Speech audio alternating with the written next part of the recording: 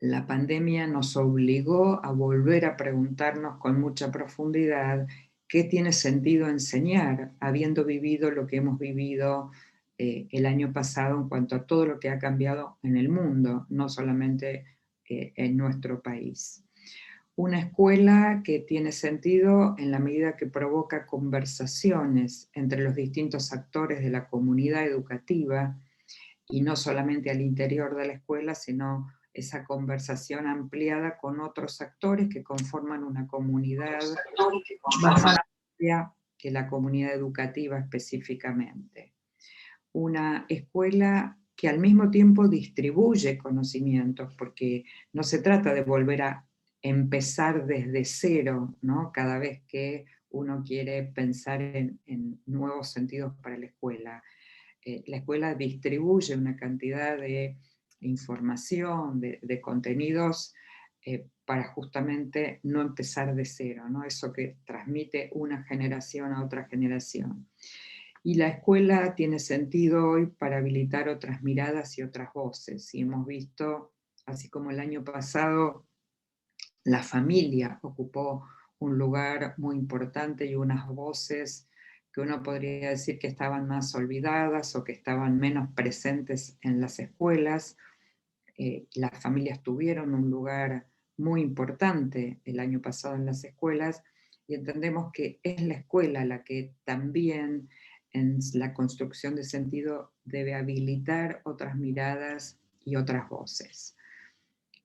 Al mismo tiempo tenemos también aportes maravillosos como los de Philippe Mérieux, donde él también se hace una pregunta acerca del sentido de la escuela, y él dice que la escuela tiene un sentido que es enseñar a convivir o construir, digamos, convivencia entre las distintas personas, y él en particular señala la importancia de la escuela en enseñar a convivir a aquellos que piensan diferente, ¿no?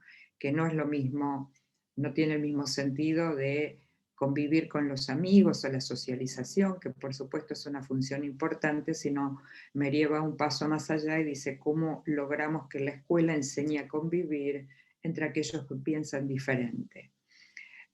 Recupera la idea de construir sentido, o sea, una escuela que ayuda a construir sentido a los estudiantes acerca de qué están aprendiendo, cómo están aprendiendo. Y una escuela, dice él, donde los estudiantes tienen que tener un altísimo grado de protagonismo. Y esas son como ideas que nos permiten entonces pensar en esta nueva escuela.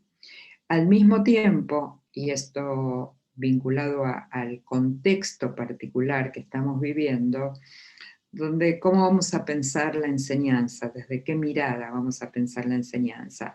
Y aquí quiero traer como dos conceptos que son los que de alguna manera estuvieron presentes todo el año pasado y obviamente van a seguir este año, que es trabajar entre la incertidumbre y la flexibilidad. Es decir, nos encontramos frente a un montón de preguntas sin respuesta porque no teníamos antecedentes acerca de cómo trabajar en un mundo con pandemia, en un mundo donde la escuela no era más la escuela presencial. Entonces, por un lado, la incertidumbre, pero por otro lado, un altísimo grado de flexibilidad. Es decir, nosotros todo el tiempo, si ustedes recuerdan, estuvimos cambiando. Lo que tomamos como decisión la primera semana no fue la decisión de la segunda semana. En la tercera semana tuvimos que volver a cambiar. Y esta idea de flexibilidad, de alguna manera, junto con la incertidumbre, fueron esos conceptos que nos llevaron a trabajar como hemos trabajado. Y en ese sentido, los maestros, las maestras, los profesores han demostrado una capacidad, digo, de flexibilidad, de adaptación a estos distintos mundos que se nos fueron presentando, y me parece que volvió a colocar de alguna manera a la escuela y a los maestros en un lugar de jerarquía, en el sentido de la importancia que tiene un maestro, la importancia que tiene la escuela, tema que ustedes sabrán que antes de la pandemia venía muy discutido y había, uno podría decir, una mirada no tan valorizada de la escuela, de los maestros, y la pandemia de alguna manera recuperó ese lugar importante de la escuela y de los maestros. Al mismo tiempo que sucedió todo esto, nos encontramos ahora, este año, en una modalidad distinta a lo que fue el año pasado, porque estamos conviviendo en realidad con varias modalidades. Estamos conviviendo con una modalidad presencial, estamos conviviendo con una modalidad virtual sincrónica, como podría ser esta en la que estamos ahora, y también con una modalidad virtual asincrónica. Eso significa, y por supuesto, digo, si uno mira lo que sucede al interior de cada escuela, casi podríamos decir que conviven más modalidades, ¿no? Porque tener una burbuja presencial hoy no significa que todos los alumnos están a lo mejor en la burbuja. Puede ser que algún alumno, por razones, digamos, de salud, no esté en la burbuja. Pertenece a esa burbuja, pero no vino a clase y está tomando la clase en otra modalidad. Con lo cual uno podría decir, tenemos la burbuja en presencial, pero tenemos algún alumno que está en virtual asincrónico, pero además esta burbuja en algún momento va a estar en virtual asincrónico, en virtual sincrónico. Quiere decir que están conviviendo modalidades diferentes y me parece que una tarea que nosotros tenemos que encarar es encontrar lo que llamamos una unidad de sentido entre las distintas modalidades. ¿Qué significa esto? Que el estudiante perciba e identifique y entienda que estas no son partes distintas, sino que hay una unidad de sentido que va a tener, una unidad de sentido, puede ser, por ejemplo, un proyecto.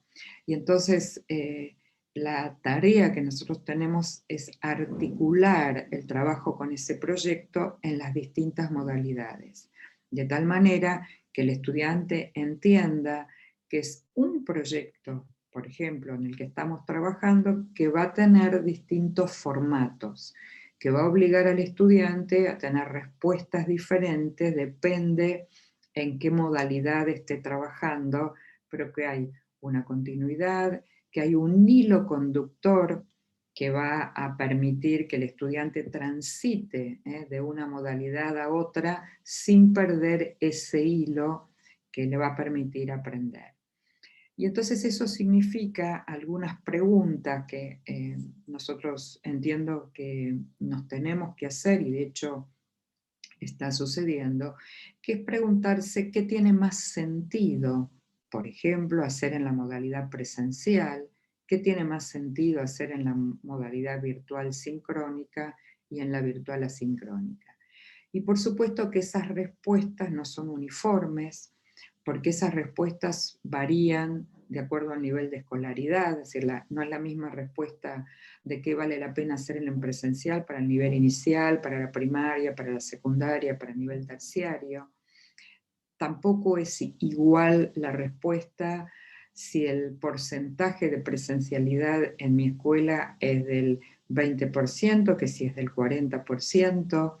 Es decir, si los chicos van una vez por semana al presencial o 2 veces por semana o todas las mañanas. Es decir, la pregunta por qué tiene sentido hacer en cada una de esas modalidades necesita ajustarse con el nivel de escolaridad, con la frecuencia en la que van a participar en cada una de estas modalidades y por supuesto la particularidad de cada institución. Entonces, a modo de ejemplo, les compartimos un ejemplo de este ejercicio que hemos hecho con un equipo de trabajo preguntándonos qué tiene sentido en la presencialidad. Y entonces encontramos algunas respuestas que de ninguna manera son las únicas respuestas, sino les comparto las respuestas que como equipo nosotros encontramos, y por supuesto si ustedes hacen este mismo ejercicio, seguramente van a encontrar algunas respuestas similares y otras absolutamente diferentes.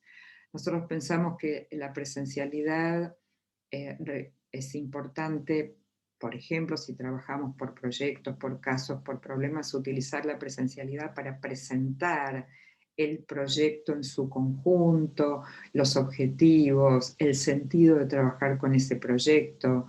¿Por qué en la presencialidad? Porque nos permite establecer un diálogo con los estudiantes, escuchar sus ideas previas en relación al trabajo que vamos a hacer, articular las preguntas, las conexiones que los estudiantes hacen. También en la presencialidad presentar cómo va a ser esa modalidad, o sea, qué se va a hacer en presencial, qué en virtual sincrónico, ¿no? De tal modo que sea claro para todos los estudiantes cómo va a ocurrir esa enseñanza y esos aprendizajes. Utilizar la presencialidad para actividades de dinámica grupal que favorezcan los vínculos. Sabemos que hay estudiantes que no se conocen, por ejemplo, estudiantes que comenzaron el año pasado, primer año de la escuela secundaria, con compañeros nuevos y no tuvieron presencialidad. Entonces, utilizar la presencialidad para que se conozcan a través de distintas actividades, que pueden ser, por supuesto, actividades lúdicas, juegos o cualquier tipo de ejercicio. También utilizar la presencialidad para esas actividades de debate, de producciones colectivas, ¿no? Donde, por ejemplo, podamos compartir también que cada uno cuente cómo está aprendiendo, cómo aprendió el año pasado, qué estrategias utilizó, compartir cómo resolver las tareas de manera asincrónica, es decir, utilizar la presencialidad para que cada uno pueda aportar algo de sus modos de aprender, no solamente de qué aprende. Por supuesto, la presencialidad nos permitiría ofrecer retroalimentación mirándole la cara al estudiante. Vieron que la retroalimentación, por supuesto que la podemos hacer también en modalidad virtual, pero no hay nada mejor que ofrecer una retroalimentación y mirarle la cara al estudiante, ¿no? Y ver si sonríe, si no sonríe, si está indiferente, si le preocupa, si entendió, si no entendió. Y por supuesto, también utilizar la presencialidad para lo que llamamos todo el tema de enseñar a aprender de manera autónoma, que para nosotros es una deuda muy importante que tenemos con los estudiantes, porque entendemos que si hubiéramos desarrollado más esas habilidades de aprender a aprender, seguramente los estudiantes podrían haber trabajado mejor autónomamente. Es una deuda porque nunca hay tiempo para enseñar eso, porque corremos detrás de programas largos para alcanzar y entonces o rendir exámenes, y nunca hay tiempo para estas habilidades tan importantes como hemos visto que hubieran sido necesarias el año pasado. Entonces, también nos parece importante usar algo de la presencialidad para desarrollar estas habilidades del aprender a aprender. Como verán, es un ejemplo de ejercicio donde nos preguntamos qué tendría más sentido hacer en la presencialidad. Por otro lado, en todos estos meses se ha recuperado esa pregunta que en realidad hace ya varios años, ¿no? Desde la pandemia, toda esta concepción del aula invertida, que en realidad yo la puse aquí entre signos de pregunta porque no sé si la pregunta correcta hoy sería aula invertida, ¿no? En todo caso, sí pensar en la concepción de qué significa este concepto de aula invertida para poder pensar hoy en la enseñanza. Entonces, quisiera tomar como 4 puntos centrales cuando pensemos en la idea de aula invertida, ¿en qué estamos pensando? Porque hay también alrededor de eso ese imaginario que el aula invertida es yo grabo un video, se los subo y le digo a los estudiantes que miren el video en sus casas en lugar de dar la clase expositiva. Pero nosotros sabemos que dejarle un video a los estudiantes simplemente para que lo miren no es una clase invertida, no es, porque nosotros necesitamos una tarea planificada y pensada acerca de, por ejemplo, qué tiene que hacer el estudiante cuando mira ese video. No es simplemente mirarlo. ¿Qué es lo que le proponemos? ¿Cuál es la propuesta desafiante que le proponemos para que además tenga ganas de mirar el video solo en su casa y le resulte interesante lo que va a mirar y hacer con ese video? Entonces, hay 4 características del aprendizaje invertido, del aula invertida, que nos parece importante recuperar para poder efectivamente utilizar este camino, pero de una manera desafiante y productiva para los estudiantes. Primero, la idea de el aula invertida debería implicar consignas de trabajo para que los estudiantes trabajen en grupo, y que trabajen articulándose entre ellos, comunicándose con ellos, o nosotros organizando cómo podría ser esa comunicación, depende, por supuesto, la edad de los estudiantes. La segunda cuestión es que en esa modalidad invertida deberíamos proponerles tareas sencillas, o sea, las más complejas deberíamos hacerlas cuando están con nosotros. Deberían ser tareas más sencillas, pero sumamente desafiantes. Por ejemplo, qué no sería desafiante? Bueno, miren un video y contesten 5 preguntas, ¿se entiende? Eso no es desafiante para un estudiante. Ahora, si yo le digo que miren el video y que escriban un argumento, que se posicionen a favor o en contra del mensaje del video, que escriban una argumentación, si estuvieran a favor de la postura del video o en contra, y después por supuesto vamos a compartir esas argumentaciones, estaría pensando en una tarea por supuesto más desafiante. La tercera idea es que para trabajar con un aula invertida, los estudiantes tienen que ser más autónomos. Y si no tienen esas habilidades aprendidas, esas rutinas de trabajo autónomas, la posibilidad de que no miren ese video, la posibilidad de que haya que insistir en que miren el video, no va a suceder. Entonces, para poder trabajar con el aula invertida, tenemos que haber hecho algo antes en términos de enseñar estas rutinas de trabajo. Y por supuesto que tengo que pensar muy bien cómo voy a articular esa tarea que les propongo hacer en sus casas de manera autónoma con lo que vamos a hacer en la modalidad presencial. Siguiendo el ejemplo, el mal ejemplo, diría, si les mando ver un video y les pido que respondan 5 preguntas y después en lo presencial vamos a compartir las respuestas a estas 5 preguntas. Diría, no hay nada desafiante, ni en lo virtual ni en lo presencial en este ejemplo.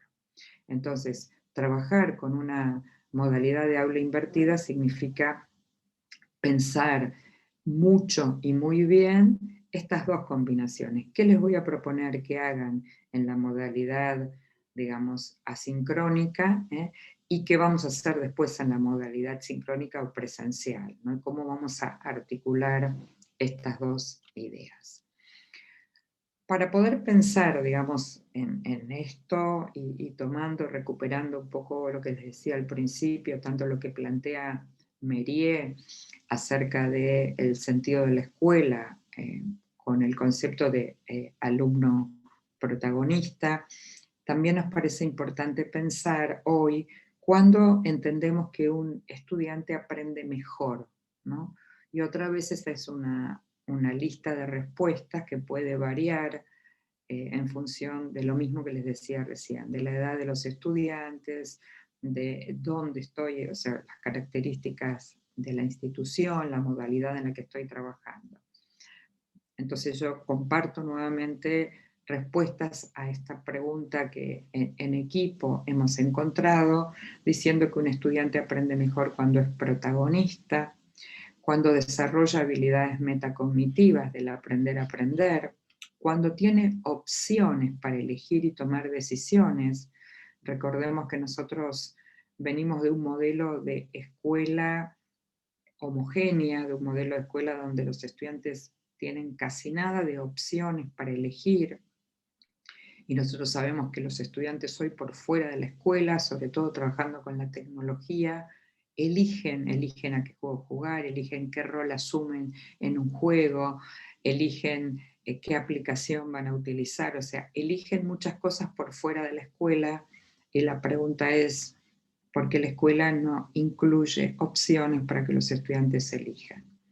Aprende mejor cuando recibe una propuesta desafiante y con sentido, ¿no? Cuando entiende por qué y para qué tiene sentido aprender esto, cuando tiene claro qué se espera que aprenda, y qué tiene que lograr, qué objetivos tiene que alcanzar, cuando establece obviamente un vínculo de afecto, de comunicación con docentes y con pares, y también aprende mejor cuando puede hacer visible no solamente lo que aprende, sino cómo lo está aprendiendo.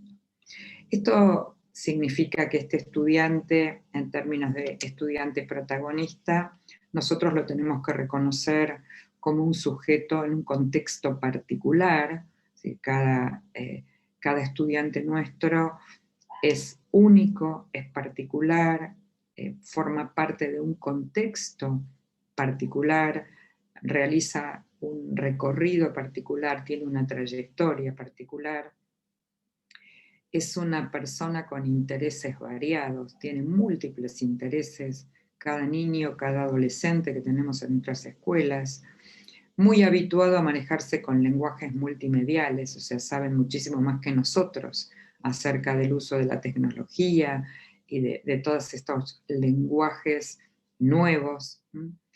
Y todo esto significa también que estos estudiantes aprenden muchas cosas fuera de la escuela. Y esta también es una preocupación que tenemos, cómo hacemos para que todo eso que aprenden por fuera de la escuela lo puedan traer adentro de la escuela, ¿no? ¿Cómo hacemos para integrar los aprendizajes informales que aprenden por afuera de la escuela y los puedan traer a la escuela, y nosotros tengamos esa tarea de articular, de ayudar a articular lo que aprenden fuera de la escuela con lo que aprenden adentro de la escuela? Entonces, estamos pensando en este estudiante protagonista para favorecer estas prácticas metacognitivas, para hacer visible el pensamiento. ¿Por qué? Porque queremos desarrollar estudiantes autónomos, porque sabemos que estos estudiantes van a tener que seguir estudiando a lo largo de toda la vida, cuando nosotros no estemos al lado para acompañarlos, entonces necesitan tener herramientas y habilidades desarrolladas para seguir aprendiendo, para seguir resolviendo los nuevos problemas y los nuevos desafíos que el mundo le va a ir planteando a cada uno de nuestros estudiantes. Esto significa que nosotros tenemos que lograr, y hablo de un horizonte, que es tener estudiantes que sean capaces de tener un aprendizaje autorregulado. ¿Qué significa esto? Un estudiante que sea capaz de darse cuenta sin que nadie le diga si está aprendiendo o no está aprendiendo, si tiene que cambiar la estrategia de aprendizaje porque no le resulta, si tiene que volver a leer un texto porque se da cuenta que lo leyó y no lo entendió. Un estudiante capaz de planificar y organizar su aprendizaje, un estudiante que no necesite que yo venga y le diga, no estás aprendiendo bien, no comprendiste la consigna, tenés que volver a leerla, ¿no? Sino la meta, el horizonte al cual queremos llegar es este estudiante que se dé cuenta y que sea capaz de cambiar su acción, su conducta, su estrategia en función de avanzar en su aprendizaje. Lo digo como horizonte porque llegar a eso implica un trabajo de todos los niveles educativos, desde el nivel inicial hasta el nivel superior, de estrategias permanentes, sostenidas en el tiempo para lograr el desarrollo de estas habilidades y capacidades del aprender a aprender. Eso es lo que tiene que ver con el aprendizaje. Pero también tenemos que pensar en qué desde la enseñanza, ¿no? Y entonces, cuando pensamos en la enseñanza, siempre pensamos en cómo intentar experiencias provocadoras, ¿no? Desde la enseñanza. Y pensamos que algo es valioso, es provocador, si es relevante para los estudiantes, es decir, si podemos lograr que lo que enseñamos lo conectemos con intereses de los estudiantes, si lo podemos entramar, relacionar con otras experiencias, ya sea dentro de la escuela o fuera de la escuela, cuando esa experiencia de enseñarles les ofrece nuevas informaciones para que ellos puedan, por ejemplo, revisar sus ideas previas, sus creencias, sus malos entendidos, y si además provoca aprendizajes que los estudiantes puedan transferir a otras situaciones, ¿no? Entonces estamos hablando de cómo provocamos desafíos en la enseñanza. Y en ese sentido, eh, para nosotros hay un eje muy importante que es desafiar los modos de enseñar, desafiar las clases. Y pensamos que una manera de desafiar las clases, y ahí retomo algo del principio, es dejar de dar clase con los modelos lineales que conocemos. ¿Qué es un modelo lineal? Primero explico y después hacemos un ejercicio de aplicación, ¿no? Ese es el modelo lineal de enseñanza en la que nos hemos formado a lo largo de muchísimos años, ¿no? Y entonces la invitación que estamos haciendo es a romper esta pauta lineal, a que nuestros inicios de clase no sean primero explico y después aplicamos. Y por eso la imagen aquí de la autopista, ¿no? Esa idea de entrar a la ruta central por distintos caminos, como Gardner diría, por distintas puertas de entrada, que permitan al estudiante encontrar una conexión con alguna puerta de entrada y querer entrar entonces a ese conocimiento nuevo. Y eso es una tarea bien desafiante también para nosotros como maestros, como profesores, ¿no? ¿Cómo hacemos para salir de ese modelo tradicional en la que estamos trabajando? Y por supuesto que una manera de hacerlo es si decidimos encarar el trabajo con los estudiantes a través de problemas, de proyectos, de casos, ¿no?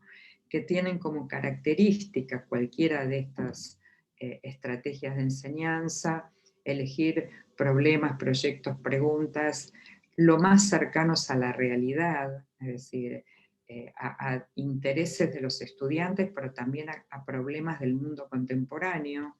Nosotros siempre en el campo de la enseñanza decimos que por suerte para la enseñanza el mundo está lleno de problemas, ¿no?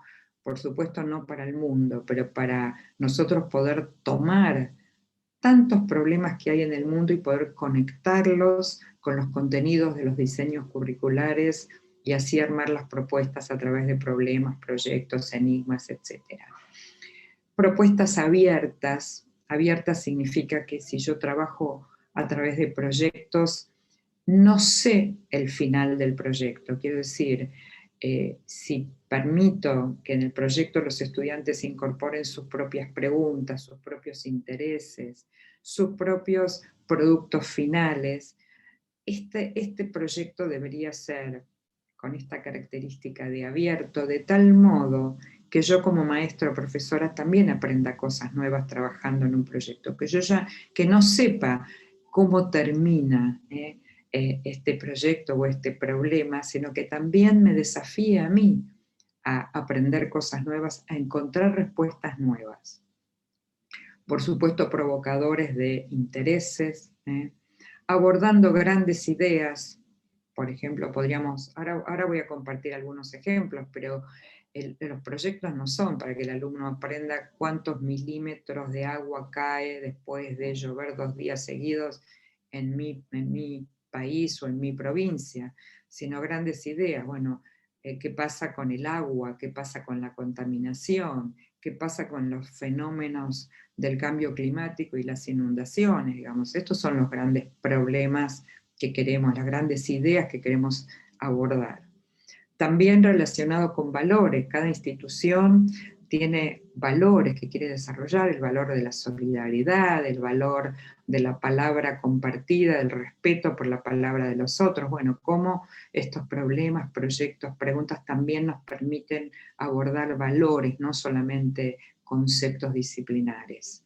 Por supuesto, la posibilidad de abordarlo desde varias disciplinas. En el mundo las respuestas a los problemas no vienen de una disciplina sola, sino de múltiples disciplinas. Decimos siempre con narrativa, ¿no? No es lo mismo decir buen día, hoy vamos a hablar de la contaminación ambiental, que contarles una historia, que mostrarles un video, que traer la palabra de un experto, una entrevista que le hicimos a un experto, que traer un cuento de la literatura, es decir, todo lo que acompañemos con narrativa siempre va a ser más provocador, va a ser más desafiante.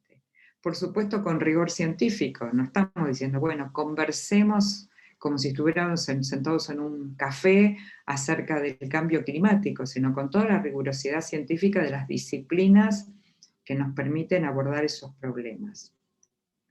Con un propósito sustancial, es decir, preguntarnos cuál es el sentido, más allá de que el tema esté en el diseño curricular, cuál es el sentido de enseñar, de trabajar con este tema. Y por supuesto también pensar cómo lo vamos a compartir, no solamente adentro del aula. Podemos pensar en compartirlo con la comunidad, con el intendente de la localidad donde vivimos, con la gente de Greenpeace, o sea, con quién tendría sentido compartir todo esto que vamos a encontrar con respecto a estos problemas o a estos desafíos. Entonces, voy a compartir algunos ejemplos. En algunos casos, fíjense, como preguntas, ¿no? Aquí están ejemplos de desafíos a través de preguntas y están en algunos casos los autores, profesores, autores o expertos. Por ejemplo, este proyecto de escuela secundaria, ¿dónde guardan los pueblos sus secretos? Esa fue la pregunta que dio origen al proyecto, y es un proyecto precioso de literatura, pero también articulado con ciencias sociales. El segundo, ojos que no ven, contaminación que no se siente, bueno, otro proyecto de ciencias naturales hecho por María José Levich, un proyecto de UNICEF para escuela secundaria. David Perkins, que tiene en uno de sus últimos libros, Educar en un mundo cambiante, donde la pregunta de él, de todo el libro, es qué merece la pena ser enseñado hoy, y él usa un ejemplo maravilloso, que es, dice, usemos esta pregunta, ¿cómo funcionan las cosas? Entonces imagínense que nosotros llegamos a un curso y les decimos a los estudiantes que pueden trabajar en un proyecto para investigar cómo funciona un avión, cómo funciona una computadora, cómo funciona una radio, lo que quieran.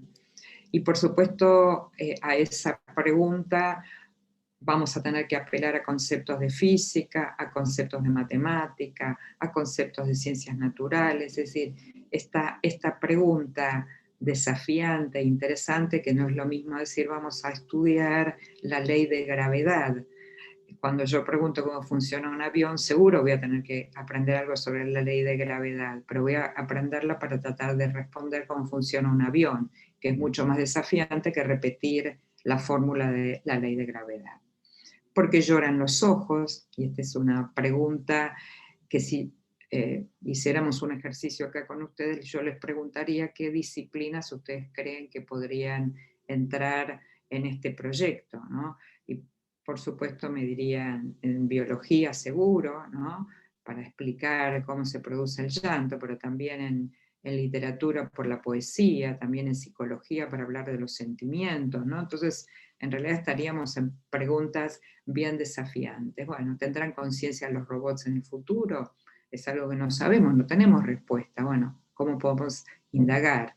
La sangre, un repartidor del cuerpo, esa metáfora de, que se usa hoy, el delivery de comidas, ¿no? O el delivery, bueno, ¿es la sangre un delivery del cuerpo? Sí, ¿por qué? ¿Cómo?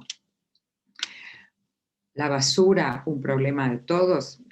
a mí me gusta compartir este ejemplo porque lo hicieron en una escuela de la provincia de Buenos Aires, donde un profesor sacó esta foto de un montón de basura que había a una cuadra de la escuela, que vieron que cuando uno pasa todos los días por el lugar y ve lo mismo, después de un tiempo ya no lo ve, forma parte del paisaje. Y entonces él trabajó con un proyecto que era esto, le llevó a los chicos esta fotografía con esta pregunta, ¿no? Si la basura es o no un problema de todos, y por supuesto el proyecto no era simplemente indagar sobre el tema de reciclaje de basura, sino también un proyecto de intervención en el espacio, ¿no? De qué hacer con esta basura, cuáles podrían ser propuestas. También para pensar en la enseñanza, decimos y sabemos que todas las aulas son heterogéneas, que no tenemos más aulas homogéneas, por eso al principio de todo les decía cómo hacemos para trabajar con esa tensión entre la construcción de lo común y la atención de cada estudiante. Y en este sentido yo quiero compartir con ustedes dos cuestiones más y voy a ir cerrando para que podamos dialogar.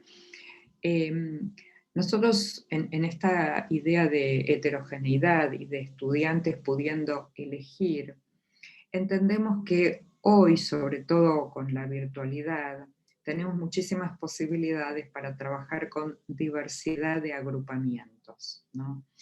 ¿Qué significa esto? Acá ustedes verán, la construcción de lo común es ese camino naranja donde queremos que todos los estudiantes transiten por allí. Y está muy bien, y eso tiene que ver con también la pertenencia. Yo pertenezco a tercero B, yo pertenezco a segundo grado, pero también nos parece sumamente importante que el criterio de agrupamiento no sea solamente el curso al que pertenezco, sino que podamos trabajar con otros criterios de agrupamiento. Por eso ustedes ven allí lo de grupos flexibles, donde yo puedo pertenecer a tercero A, pero el miércoles a la tarde puedo formar parte de un grupo por intereses temáticos, y en ese grupo de intereses temáticos puede haber alumnos de primero, segundo y tercero, porque lo que nos mueve es el interés por el tema, no la edad o el grupo al que pertenecemos. Por supuesto, puedo tener un grupo flexible por distintos tipos de tarea que un proyecto requiere, a quien le gusta entrevistar, a quien le gusta grabar videos, a quien le gusta grabar audios. También puedo tener un grupo porque necesitamos avanzar en algo que nos resulta difícil, entonces juntamos en un grupo a los alumnos que tienen que mejorar la escritura. Todos estos grupos son grupos que se arman, duran un tiempo y se desarman, no son grupos permanentes. Pero esto permite trabajar mucho más con la idea de flexibilidad que solamente el criterio de yo, como tengo 15 años, estoy en tercer año, pertenezco a tercero A y este es mi único grupo de referencia. Entonces, en esa idea de diversidad de recorridos es que podemos ofrecer a los estudiantes, y vuelvo al ejemplo de un proyecto, si estamos trabajando con un proyecto, por ejemplo, de contaminación, podríamos ofrecerle a los estudiantes diversidad de saberes. Quiere decir que a quien les interese, a los estudiantes que les interese podrían trabajar sobre la contaminación del agua, pero otros podrían trabajar sobre la contaminación sonora, auditiva, otros podrían trabajar sobre la polución, es decir, podemos dentro de una misma temática ofrecer caminos alternativos para que los estudiantes elijan y no estén todos trabajando sobre el mismo tema. Podemos ofrecer diversidad con fuentes de información. Algunos pueden trabajar con entrevistar expertos, ¿no? Las fuentes de información sean los expertos.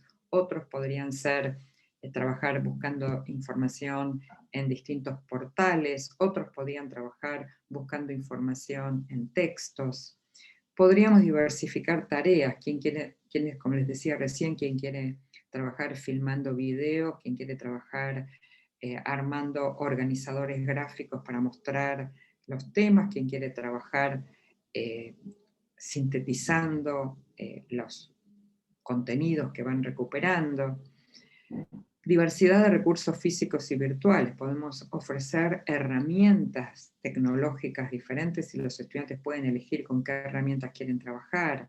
Podemos ofrecerles producciones finales, es decir, el modo que los estudiantes muestren lo que aprendieron con ese proyecto puede ser a través de un video, puede ser con una maqueta, puede ser con una carta de lectores en un diario. Bueno, puede ofrecer diversidad entonces de producciones finales.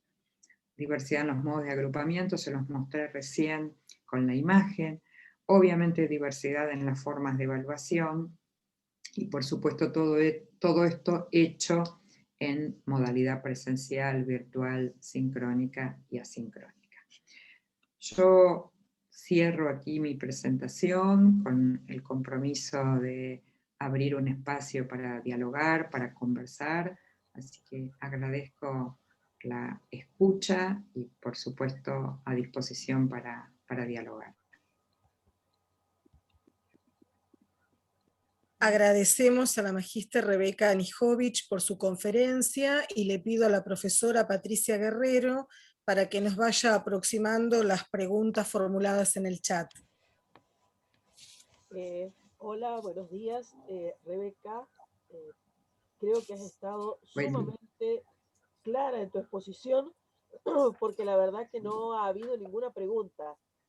Realmente me ha extrañado porque nadie hizo ningún tipo de aporte, digamos, como diciendo esto no me quedó claro.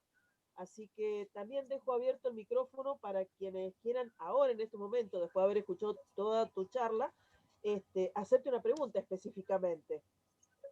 Porque han quedado todos ahí súper atentos y sin consultas por el momento.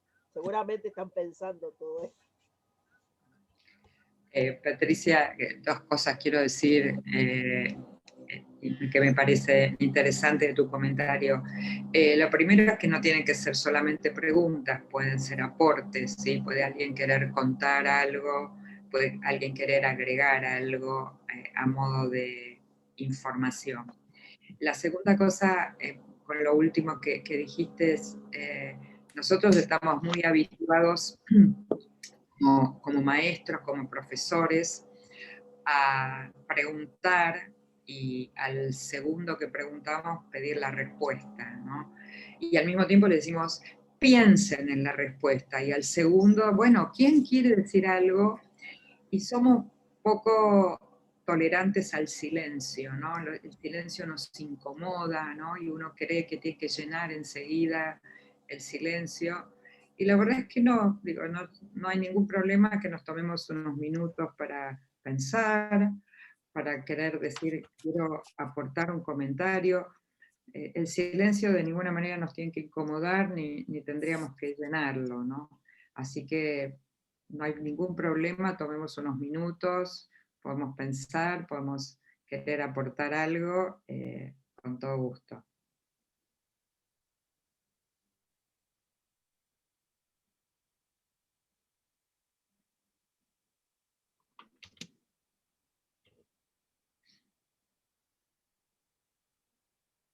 Florencia, acá nos comenta que dice que después de esta exposición tan clara nos hemos llenado de preguntas.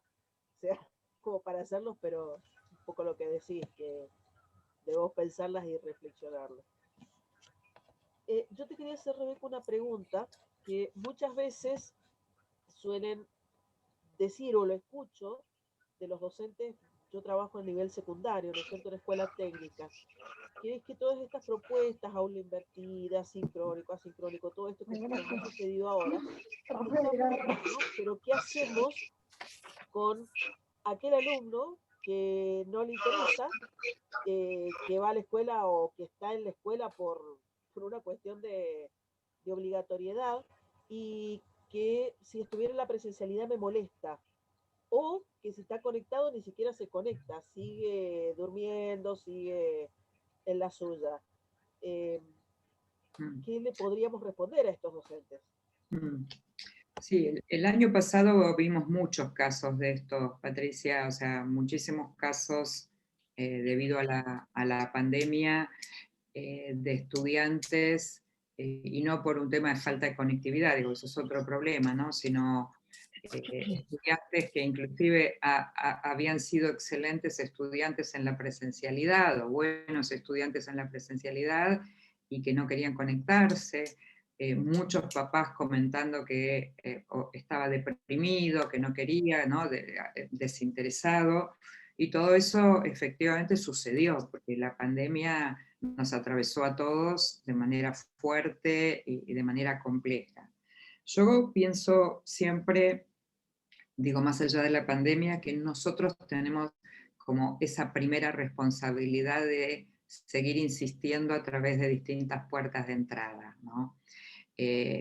Lo primero que uno podría decir es que un estudiante que no está interesado, la primera pregunta es para mí, ¿no? ¿Qué alternativas le ofrecí yo? ¿Cómo puedo lograr que este estudiante encuentre algo que efectivamente lo motive y que a veces ni siquiera pasa por el contenido mismo disciplinar, ¿no? A veces es un estudiante, por ejemplo, que, supónganse, sabe mucho de computación o de aplicaciones, y yo le podría pedir que grabe un tutorial para explicarle a los que no saben cómo bajar el WhatsApp en la computadora. Digo, que por ahí no tiene nada que ver con lo que yo enseño por ahí ciencias sociales, pero es una manera de articular algo que a él le interesa o sabe hacer, para ir trayéndolo, digamos, al campo nuestro. Yo creo que ahí tenemos nosotros primero una responsabilidad. Que no logremos que con todo lo que hagamos igualmente, digamos, convocarlo, bueno, puede ser, porque nosotros no podemos resolver todas las cuestiones, pero no nos libera de intentar a través de distintos caminos y distintas alternativas. El año pasado teníamos, nada, entre muchísimos ejemplos que hemos compartido con profesores, me acuerdo un ejemplo de una profesora de literatura con chicos de, no me acuerdo si primero o segundo año, bueno, que tenía problemas, no lograba que uno de sus estudiantes leyera, ¿no? Y después de conversar en grupos con colegas y demás, la profesora encontró que a ese chico lo único que le interesaba era, decía, ¿no? Era el fútbol. Entonces empezó proponiéndole que lea el diario del domingo después de los partidos y que compartiera con sus compañeros algo de los resultados del partido leyendo el diario. Después pasó a algunos cuentos de Fontana Rosa y otros tantos que hay sobre fútbol. Bueno, ella tenía que indicarle que leyeran literatura que está en el diseño curricular y una lista de libros, digo que en ninguno de los casos estaba ni el diario ni un texto de fútbol. Pero esa fue la puerta de entrada que encontró, digamos. Entonces, para mí hay un trabajo que nosotros tenemos que hacer muy importante, que es conocer más cosas de nuestros estudiantes, no solamente cómo se llaman, dónde viven, el contexto, sino conocer mucho más qué videos miran, qué aplicaciones usan, a qué juegan cuando juegan en red, o sea, esas informaciones que no las tenemos y que hay muchísimas maneras, digo, simpáticas e interesantes, hacer en un Google Form un formulario, una encuesta con preguntas, y después mostrarles porcentajes. Al 90% de los alumnos de este curso les gusta jugar a tal juego, o sea, mucha información que nos permita a nosotros un trabajo de conectar esos intereses de ellos con nuestras propuestas. Y lo último que diría es no hacerlo solos. Si nos juntamos 3, 4 profesores a pensar juntos, se nos van a ocurrir muchísimas más ideas que si yo sola me encuentro frente a esa situación.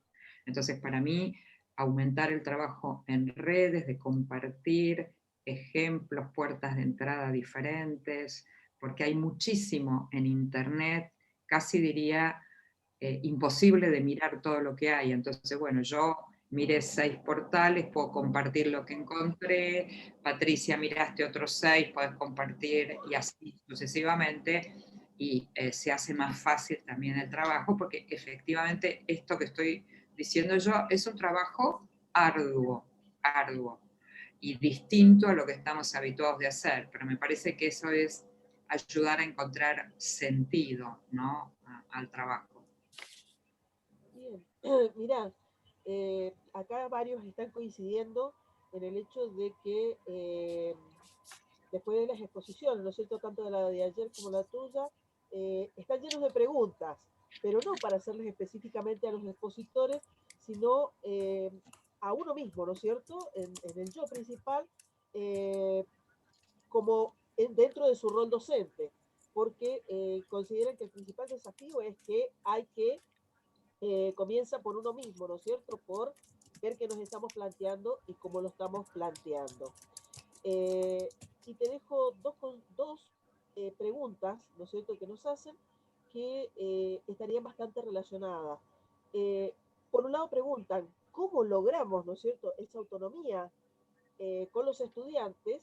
Y por otro lado, ¿cómo se puede hacer desde las instituciones, que creo que tiene que ver con esta autonomía, ¿no es cierto?, el romper con esta linealidad que vos planteaste, donde estamos en muchos lugares, en muchas de nuestras escuelas, está planteado como si hubiera una teoría en un lugar y una práctica por otro, cuando esta linealidad debería ser de otra forma. Sí, tomo primero lo de la autonomía. Mire, la autonomía es algo que se logra a lo largo, les decía, de toda la escolaridad. No es algo que se logra haciendo un ejercicio, una actividad 3 veces por año, sino implica una práctica sistemática de ¿qué cosas? Trabajo con rutinas de pensamiento. Ustedes vieron que todo lo que tiene que ver con hacer visible el aprendizaje tiene como una de sus estrategias el trabajo con rutinas de pensamiento. Las rutinas de pensamiento están, por ejemplo, hay material en línea gratuito que uno se puede bajar, que son todas las, se llaman así, hacer visible el aprendizaje, que es un material que produjo la gente de Harvard, Ron Richards, Howard Gardner y el equipo, donde la intención es que, por ejemplo, empezamos una unidad o un proyecto, y siempre que lo empezamos hay una rutina para completar. Por ejemplo, ¿qué sé sobre el tema? ¿Qué preguntas me hago? ¿No? Y la tercera es, ¿qué cosas nuevas aprendí? Por supuesto, al finalizar el tema. Ese ejemplo de rutina, las rutinas son en general cortitas, de 3 pasos, y justamente lo que hay que hacer es convertirlas en rutina, que cada vez que abrimos un tema, los estudiantes van a trabajar con esa rutina de manera cada vez más autónoma. Ese es un ejemplo. Otros ejemplos para lograr desarrollo de autonomía tienen que ver con el desarrollo de prácticas de autoevaluación y evaluación entre pares.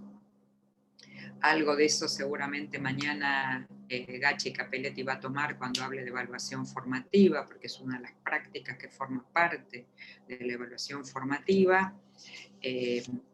Pero el desarrollo de prácticas de autoevaluación significa, otra vez, prácticas que primero hay que enseñarlas, después hay que sostenerlas en el tiempo, ¿no? Para que se conviertan cada vez en... ¿Por qué digo esto? Porque una práctica de autoevaluación es una práctica muy novedosa para nuestros estudiantes. ¿Por qué? ¿Por qué es una práctica tan novedosa? Porque no hay hábito de hacerla, y cuando se hace, que algún docente la hace, como es una práctica esporádica, pasa esto: los estudiantes contestan lo que el docente quiere oír. Es decir, por ejemplo, si yo les hago un ejercicio de autoevaluación y les digo, ¿cuál de estas dificultades encontraste para resolver el ejercicio? Ninguna. Y nosotros que conocemos a ese estudiante decimos, imposible que sea ninguna, ¿no? Pero entonces cuando les preguntamos por qué contesta ninguna, él dice, porque si yo contesto que tengo alguna dificultad, me bajan un punto. Fíjense cómo tienen asociado el ejercicio de autoevaluación a la calificación. Y entonces, ¿quién quiere que le bajen un punto porque dice la verdad? ¿No es cierto? Entonces no digo nada, con lo cual la práctica de autoevaluación es un como sí, no es una práctica de verdad. Entonces, encarar, por ejemplo, el trabajo de autoevaluación implica sistemáticamente trabajar, mostrarle a los estudiantes que lo que ellos responden es para que yo tome esa información y les pueda dar mejor retroalimentación, para que yo pueda mejorar algo de mi propuesta de enseñanza, pero que de ninguna manera está ligada a una calificación. Y entonces, si esas prácticas las puedo sostener sistemáticamente, y son ejemplos de práctica que nosotros hacemos desde la sala de 5, y después seguimos en la primaria y en la secundaria y en la universidad, para justamente desarrollar esta autonomía que queremos, ¿no? Queremos que el estudiante nos diga, por ejemplo, cómo se da cuenta si está aprendiendo. Esa es una pregunta metacognitiva que usamos un montón. ¿Cómo te das cuenta que estás aprendiendo? Contame, decime, ¿cómo te das cuenta que estás aprendiendo? Sin que te tome una prueba escrita, digamos. Bueno, ese es todo un capítulo, digamos, de desarrollo de la autonomía. Por supuesto, Patricia, ahora me olvidé la segunda pregunta, porque eran dos, pero me olvidé cuál era la segunda.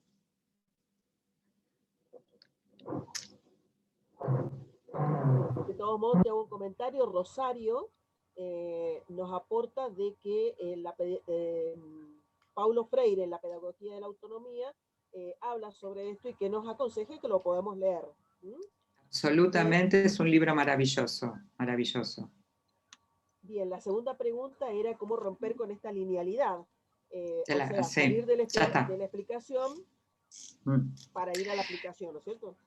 Bueno, en principio es un ejercicio para nosotros los profesores, ¿no? Empezar a pensar, así, casi diría como un ejercicio que podemos hacer en grupo. Está prohibido empezar la clase con te cuento, te explico, ¿no? Inventemos 10 maneras diferentes de empezar la clase que no sea te explico. Y los profesores son sumamente creativos y está lleno de ideas, y la verdad que la clase empieza con un video, la clase empieza con una pregunta potente, ¿no? Una pregunta: ¿en qué año nació San Martín? Por supuesto. La clase empieza con una imagen que yo traigo, la clase empieza con una historieta, la clase, o sea, empieza con entrevistar a alguien, la clase empieza con empezar a formular hipótesis de por qué pensamos tal cosa. Es decir, hay 1000 maneras de empezar la clase, de tal manera de que la explicación no sea la que organiza la clase, sino la pregunta, el desafío, el proyecto, la propuesta. Hay ejemplos en red, digamos, para los que, por ejemplo, trabajan en escuelas secundarias, pueden entrar a la página de UNICEF. Hay un proyecto en UNICEF con la provincia de Tucumán que se llama Planea, que es con adolescentes, digamos, para los adolescentes, y hay colgados ejemplos de proyectos, por ejemplo, ese que yo les compartí, Dónde guardan los pueblos sus secretos, y un montón más, están colgados ahí. Van a ver cómo empiezan esos proyectos, cuál es la actividad disparadora, por ejemplo, de ese proyecto.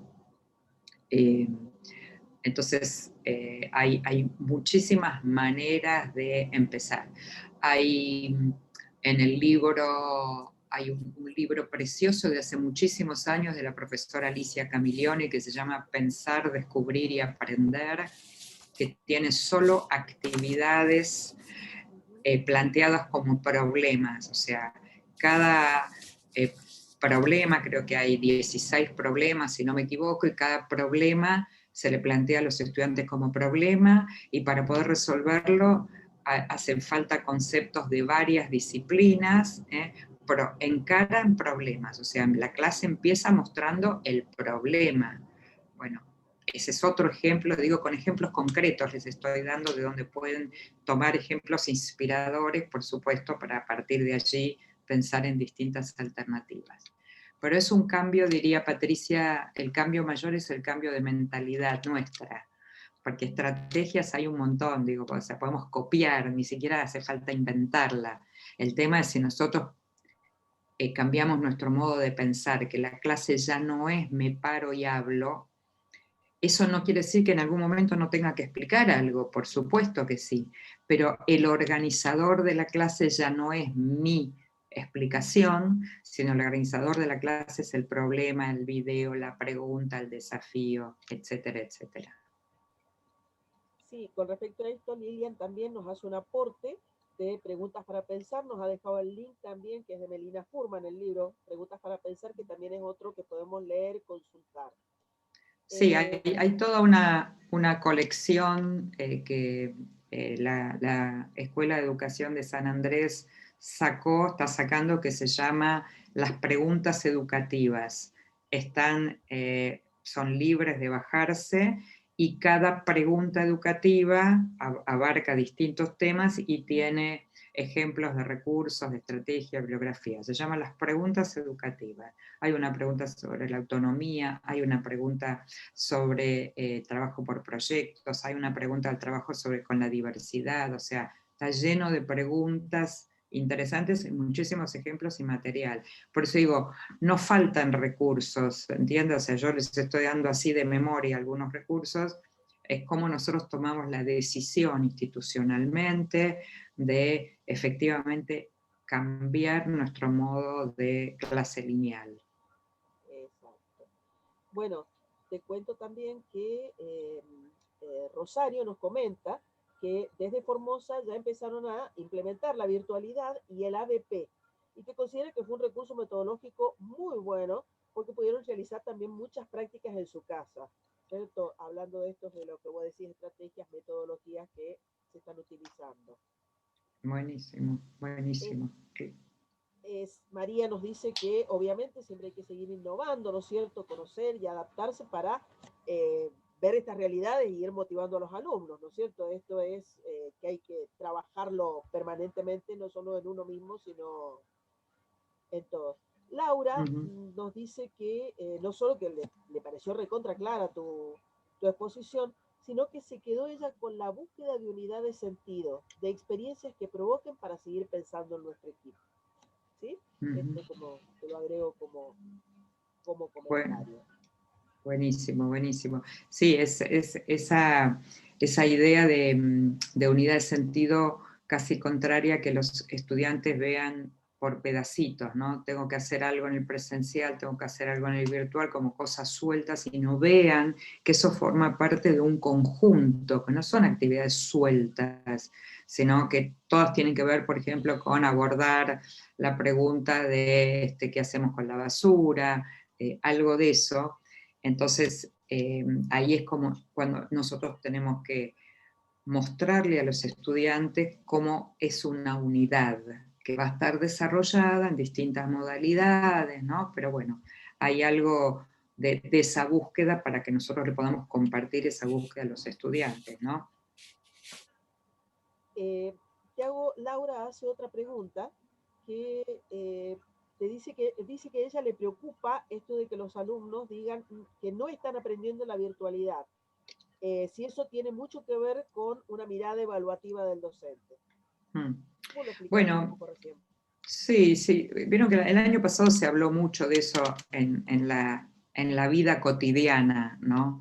Que no se estaba aprendiendo nada o que se estaba aprendiendo menos. Yo pienso las dos cosas. Pienso que efectivamente en algunos campos se aprendió menos porque hay prácticas que no se pudieron hacer. Es decir, un profesor que tenía horas de laboratorio, hay prácticas de laboratorio que no se pueden hacer a distancia. Una profesora que enseña danza, hay técnicas que no se pueden hacer. O sea, hubo menos aprendizaje, eso es verdad. Lo importante es recuperar los aprendizajes que sí hubo, ya sea en el entorno virtual dentro de la escuela, pero también les decía incorporar los aprendizajes que se hicieron por fuera. Desde un nene que aprendió a cocinar algo y cómo le podemos pedir que haga un tutorial para mostrarnos, para explicarnos qué es lo que aprendió a cocinar, otro nene que pueda en un tutorial grabar cómo aprendió a hacer una cama o dibujar cómo se hace la cama, hasta el adolescente que encontró una nueva aplicación y que puede compartir qué y cómo aprendió de eso. Me parece que hay que trabajar mucho con hacer visible el aprendizaje, ¿no? Recuperar aprendizajes, hacer evidente lo que han aprendido, para que no gane esa circulación de no aprendemos nada, no hacemos nada, no. Hay que ponerlo en palabras, digo, hay que mostrarlo, todo lo que aprendieron. Y el año pasado ustedes vieron, hay desde magníficas exposiciones que se armaron en línea para mostrar producciones de los estudiantes, festivales abiertos donde participaban las familias en Zoom, ¿no? Mostrando producciones de los estudiantes. Bueno, me parece que hay muchísimo para mostrar, para ayudar a visibilizar lo que se aprendió. Bien, Rebeca, Valeria quiere hacerte una consulta, así que le pedimos que por favor abra su micrófono y te la formule. ¿Cómo no? Hola, perdón que no Hola. puedo poner la cámara porque se me corta. Gracias, Rebeca, muy claro toda tu exposición. No, yo quería hacerte una consulta que hace un tiempo me está dando vuelta en la cabeza. Algo bueno para mí de la pandemia fue que tuvimos que reformularnos todo el sistema educativo en general, porque para mí eso fue bueno, porque nos dimos cuenta que había que dar clases de otra manera. Pero, bueno, nosotros tuvimos una experiencia para mí muy buena, que es trabajar por áreas y no trabajar por asignaturas separadas. Entonces los chicos ven 5 grandes áreas y no 14 materias diferentes. Esto fue en el marco de la pandemia y costó porque, como vos decís, todos los docentes estamos formados en otro sistema educativo donde está todo compartimentado, entonces poder pensar más integral nos cuesta más a los grandes que a los chicos. Pero mi pregunta, no sé si me la vas a poder responder, pero quiero saber tu opinión sobre cómo acompaña el sistema educativo que todavía sigue siendo, no está, digamos, a la altura de estos cambios que estamos proponiendo en las escuelas, porque muchas veces los chicos y sus familias siguen esperando una nota por materia, el boletín sigue estando por materia y no por área, la evaluación sigue siendo con números, entonces un chico promociona o no promociona de año con una nota numérica. Bueno, a mí se me genera en particular esta como disyuntiva de después tener que tomar una decisión y empezar a trabajar de una forma muy buena, que es por área para mí, con otras implicancias, y después tener que como retroceder en esto de la evaluación o lo que el sistema, digamos, educativo pide para acreditar esos conocimientos del chico. ¿Cómo hacer para poder unir estas dos cosas?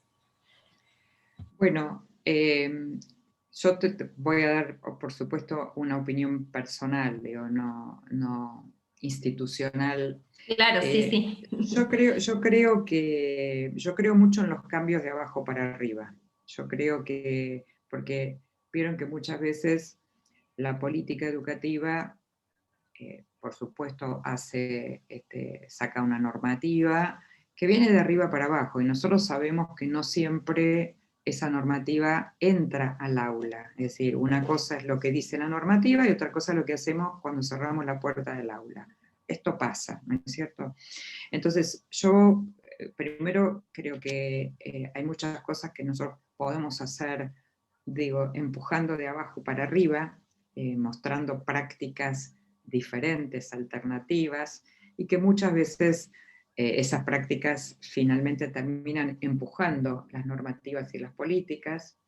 Eso por un lado. Por otro lado, pienso que aún en los sistemas de políticas públicas, diría, más tradicionales, hay espacio siempre para innovar. Es decir, aún, digamos, si te dicen que hay que poner nota, es verdad que hay que poner nota porque así son los sistemas. La pregunta es cómo yo llego a la nota. Nadie me dice cómo tengo que llegar a la nota. ¿Está bien? O sea, la normativa no dice, usted tiene que hacer 3 ejercicios, tiene que hacer 4, no. Y ahí hay un campo fértil, abierto, maravilloso, para que uno pueda proponer ideas diferentes, porque si yo trabajo bien con la evaluación formativa, poner después una nota es casi lo más fácil, ¿se entiende? Es decir, si yo trabajo muchísimo con el recorrido, con la evaluación formativa, bueno, con todo lo que no quiero, como dicen ahora, expoliar lo que Graciela Capelletti mañana va a trabajar con ustedes, pero si trabajás bien con la evaluación formativa, después poner la nota, la diferencia entre un 8 y un 9 no es un problema. Entonces me parece que esa es otra manera de abordar prácticas no tradicionales y respetar algunos formatos, o sea, porque la calificación por ahora existe, no hay manera, diría, de evaluar sin calificar, pero el tema es cómo llego yo a conformar la calificación. Y ahí tengo un mundo de posibilidades, como diría Brunner, un mundo de opciones. Así que gracias, sí, seguí probando. Sí, Seguí además probando. trabajamos mucho en esto de la autoevaluación con los chicos y está buenísimo. Buenísimo, sí. buenísimo, gracias. Sí, con respecto a la autoevaluación, yo en la tarde voy a presentar una experiencia en la cual se trabajó con gente joven y gente mayor, ¿cierto?, que daban materias, y por ahí el hecho de preguntarle al alumno que se hiciera su autoevaluación. Los chicos más jóvenes por ahí alguna vez la habían realizado en alguna materia, pero las personas allá grandes no sabían cómo hacerlo, estaban un poco perdidos, pero inmediatamente se dieron cuenta de cómo lo podían hacer y que esto les permitía, ¿no?, entender o darse cuenta qué sabían y qué no sabían, ¿no? O qué les faltaba reforzar. Totalmente. A muchos de los docentes les costaba que le dijeras, bueno, pero el chico se está autoevaluando y vos qué estás viendo en relación a esto, y también les costaba a muchos docentes. Creo que no, es una práctica que no la hacemos habitualmente y que en el hoy creo que es bastante necesaria, ¿no? Absolutamente. Son prácticas que hay que instalar y sistematizar, no que sean esporádicas, ¿no? Totalmente. Bien, Rebeca, por el momento sabemos que has dejado un montón de preguntas que seguramente quizás alguien después se contactará, pero hasta el momento nadie más me ha pedido la palabra o ha hecho algún comentario. Así que no sé si nos quisieras dejar por ahí, por si alguien quiere hacerte alguna consulta posteriormente, después de haber podido realmente analizar todo esto. Si tenés alguna forma de que te pueda contactar alguno de los presentes y quizás que los puedas orientar.